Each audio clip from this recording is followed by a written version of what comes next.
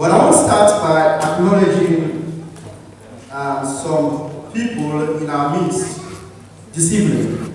Very important guests who have made it. Some of them have to travel from Canberra to here just to be able to attend this occasion. It's been fantastic.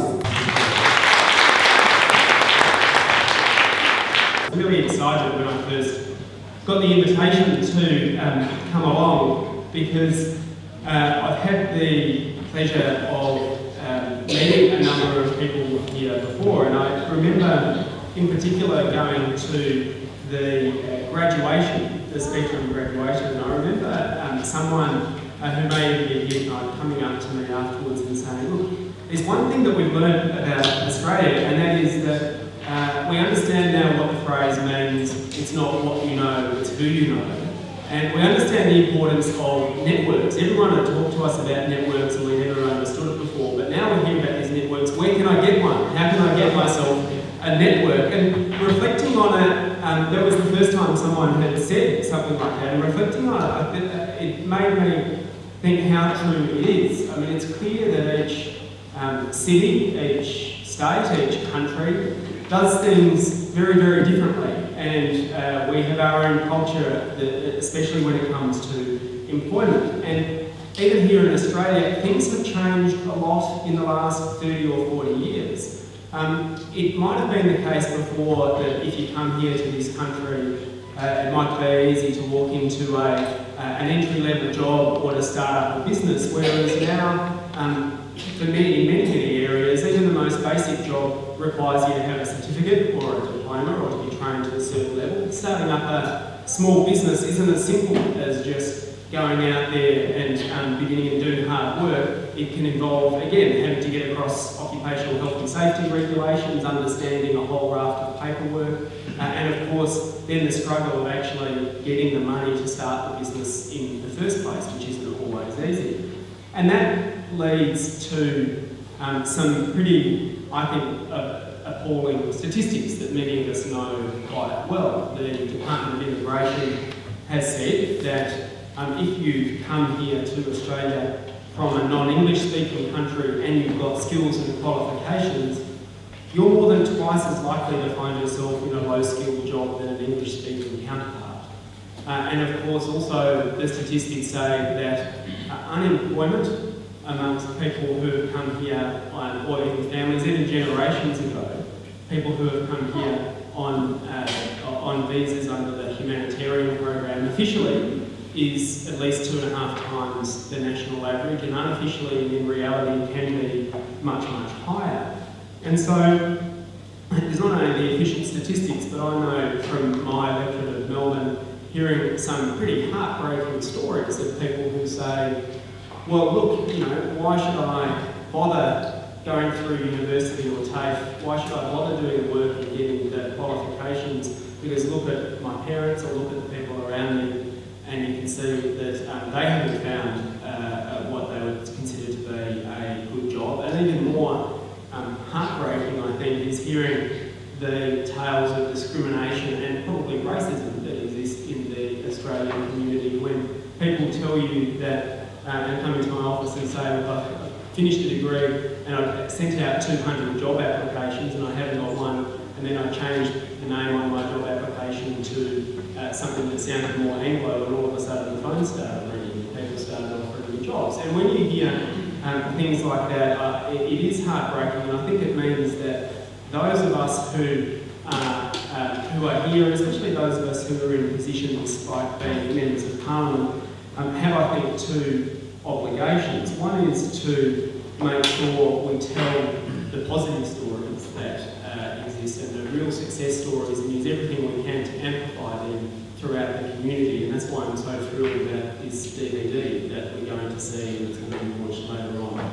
I think the second thing that we have to do as members of the community is do everything we can to do what one person, Omar Farah, who some of you may know, talked to me about, is removing the fence. He said we've got jobs and we've got people, and for some reason there's a fence in between, and we've got to make sure we remove the fence. And I've certainly used the position that we've got at the moment in Parliament Parliament to do what we can. One of the things that I've raised with the Prime Minister and with various ministers, the Employment Minister and the Employment Participation Minister, is I think we really need to change a lot of the rules to do with the job service network in this country. I think everyone who's had anything to do with the job service network, sometimes you have a good experience, but it can be a bit of a maze to navigate. And unfortunately, it doesn't encourage excellent organisations like the Brotherhood Alliance and the Spectrum to work together and to work with others. The collaboration isn't encouraged, and I think we need to do everything we can to change that. We also, I think, need to make this issue a national priority. I get so angry when I hear my fellow parliamentarians federally talk about the skills shortage that exists, when I can see so many people with so many skills and so much capacity that aren't being connected up with jobs. And I think if we could make it a national priority and have a national conversation about it, I think we could really begin to change the situation.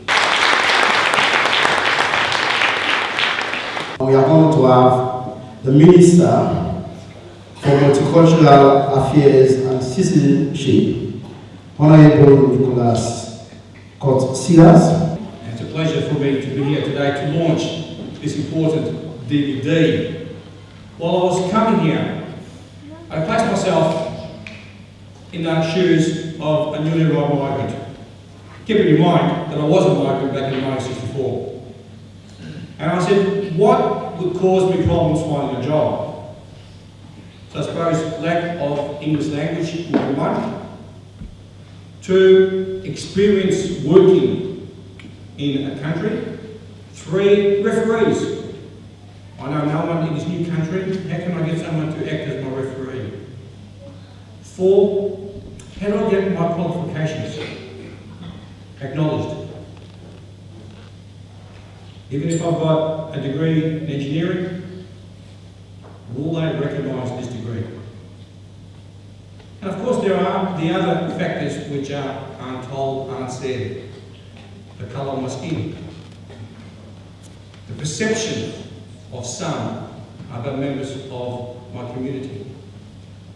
And I'll give you an example.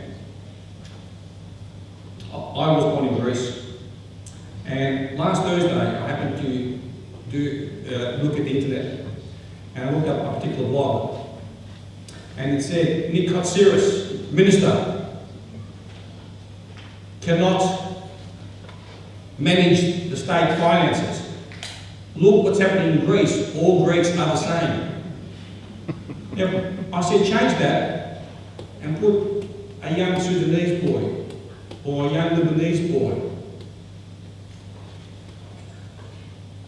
which has been stereotyped by the community. How difficult it would be for that individual to find a job. And so you've heard me many times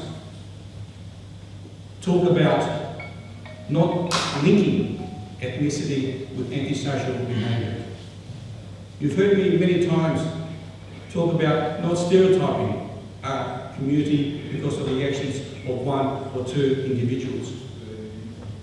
Because the danger is, unfortunately, people will presume that anyone who comes from Greece can't manage money. Or anyone coming from Ireland is allowed. Or anyone coming from Sudan causes problems. Or from Lebanon. Or from Iraq. So it's very important that we educate the wider community. And that's one of my roles.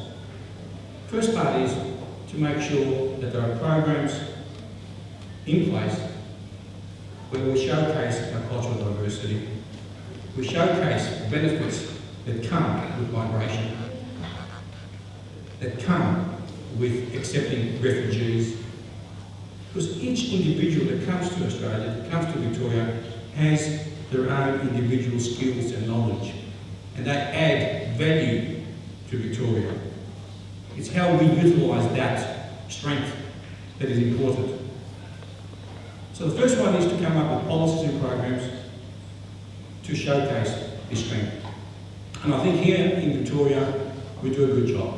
and I hate to say this, but other states have failed to achieve what we have achieved. And if you saw the Scanlon report that was published last week, you find that Victoria is the multicultural capital of Australia in terms of respecting each other. The second part of it is to ensure that every individual is placed on a level playing field. So I get annoyed when people say to me, you're giving special privileges, you're giving extra money to certain groups. My response to that is no, I'm trying to assist them to compete on a level playing field with everyone else.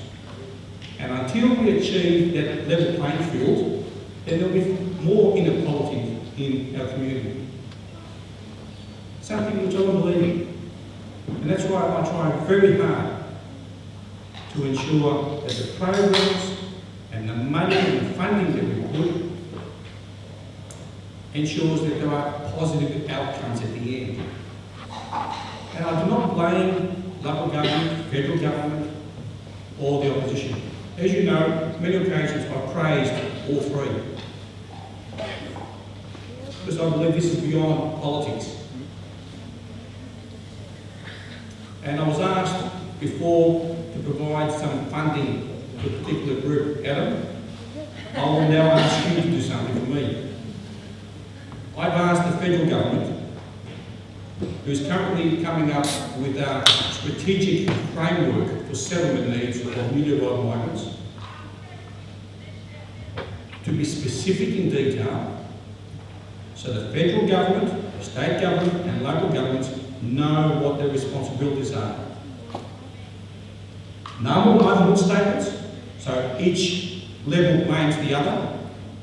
I've asked Minister Bowen at the last ministerial conference, this national framework, which he hopes to launch sometime over the next 3 or 4 months, must contain specifics as to what each level of government is responsible for. So if something fails, we know who to blame. We know who has failed to deliver. Or otherwise, we'll continue this blame game. And we're talking about human beings here. So it's important that we treat everyone with respect they deserve. And that's why at the last budget, even though it's not our responsibility, we put up 1.3 million per year to help refugees and asylum seekers. I'll say it again, 1.3 million per year for refugees and asylum seekers. Thank you very much.